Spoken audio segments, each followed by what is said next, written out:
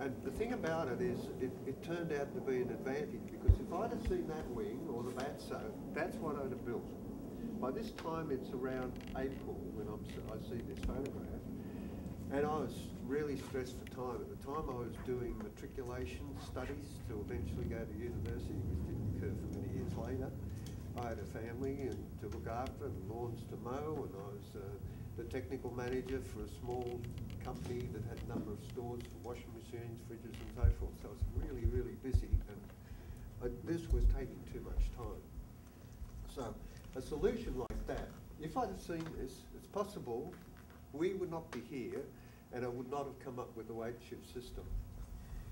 So I decided it had to have an airframe.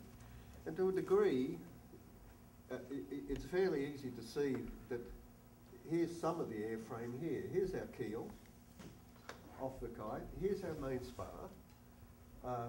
It's triangular shaped. Here's our triangular delta shaped wing. And you put those things together, and this is what I came up with. I'd also done a bit of sailing and was well aware of the lateen sail, which goes back 3,000, 4,000, 5,000 years in Egypt. Lateen is the word that describes that cone, cone shape. A single cone shape. Produced by two spars with the sail bill. Yeah, with the sail and the boat underneath it. So that's where I was.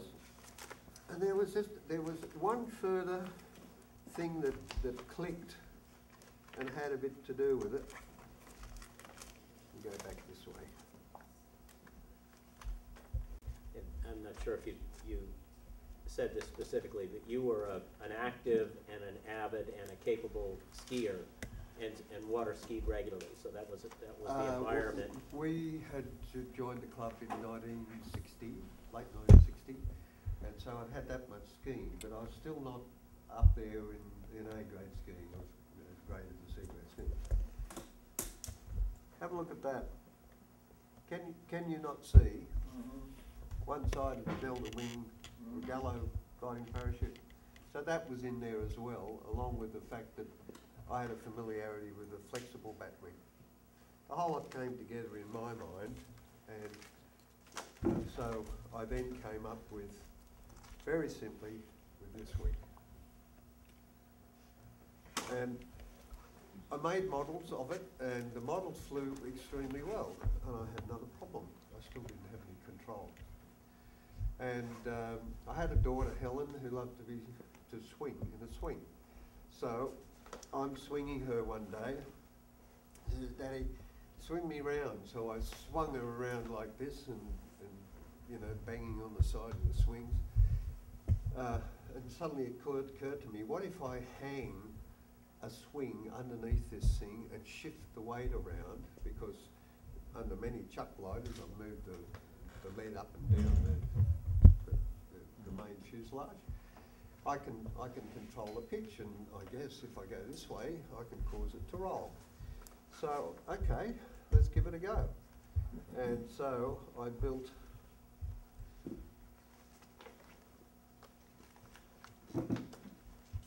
this device, and I'll send it around later if you want to have a look at it. And you see from this cross beam here, you can see the U-tube still of the water ski kite. I still was thinking water ski kite.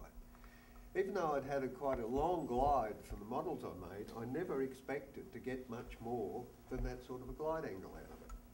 So there's a U-tube.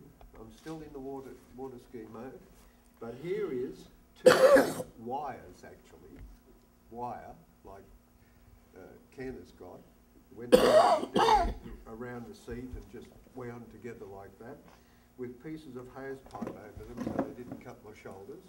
And the objective of this, it was approximately a half-size model of 80 square feet, was just to do one thing, to see how hard it was to get up and ski, and also whether if I moved it like that, it would develop an aerodynamic force sufficient to move me one way or the other. And I knew if it did that, then there was not going to be any problem with pitch.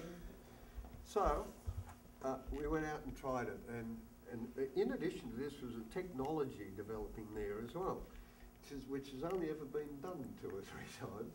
And and that is to use banana plastic, which is rather like the Batso one. But in Australia they use this blue plastic they wrap around the banana trees and around the bunches of bananas, and it comes in 3 foot wide, it did come in 3 foot wide rolls. And it's a roll of tubular plastic, which so, I opened up. It's a long tube laid flat on the roll. And I used timber frames, took the plastic around the edge of the frame and nailed battens, as you see over in that example there, onto the things, and so I hoped that it'd be strong enough and for the glider to fly. So we tried it, and there isn't a picture here of such pictures as this of this actual half glider in trial, and it did. I got a very powerful effect, and you could sort of say that it was akin to sailing on ice skates, you know, where you put a wing up and drives you along. Well, I got the same sort of forces with this, so I knew it was going to work by one means or another. I went back and made more models, and came up with this actual wing. I started the wing in probably around July, and it took me something like 6 weeks to actually build it. From the May to the July, I was on the drawing board. In those days you had a slide rule to do things like, since I decided that, I decided that, okay, we're going to swing, how much angle of attack? And it's controlled by this. The angle of attack of a normal wing is between 2 degrees, maximum efficiency 8, and a maximum around 15 or 16 and restored.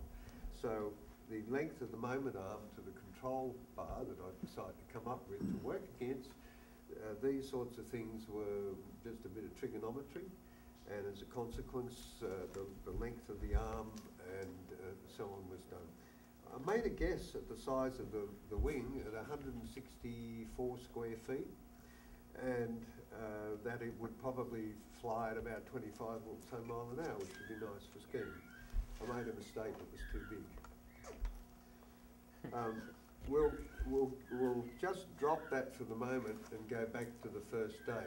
The wing was only ever designed to fly for one Jacaranda festival afternoon, so it was made of absolute rubbish. It was the absolute rubbish. Plastic, sticky tape, just little brad nails down either side. A television antenna pole of aluminium was 6063, and it was just as soft as butter. But I also made tests. I did stress tests and things on it, so that it was going to be strong enough to about 2G. And I reckon there was, if I fell 50 feet with it or out of it, it wasn't going to be too bad for water ski. You hit the water harder than that. So that was the whole plan, and the whole thing cost me 12 pounds. 12, which would have been $24 US at that point in time. It's not bad when you consider NASA spent 27 million on that and they didn't really get it to work. So and they spent about 3 months on it.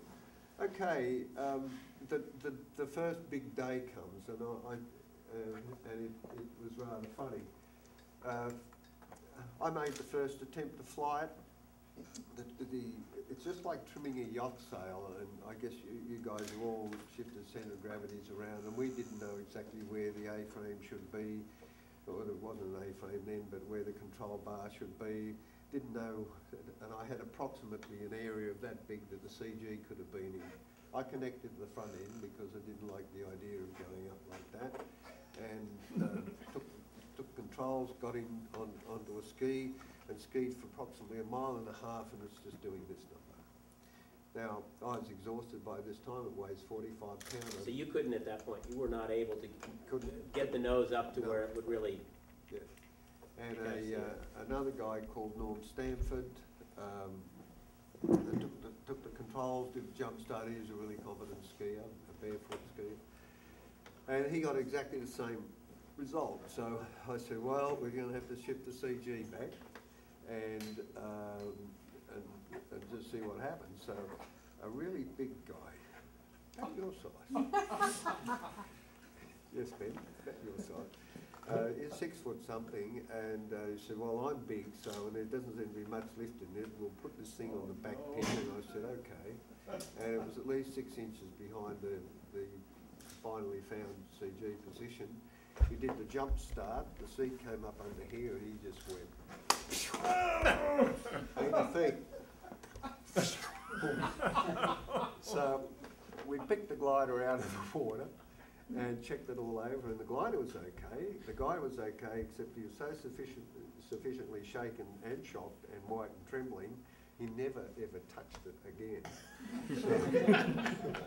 So we got it together and made another adjustment with the CG, which was roughly where it should have been. We trimmed it weeks later to get it pretty good. And a guy called Rod Fuller took controls. He was a local district champion water ski. He'd actually flown one of these flat kites before.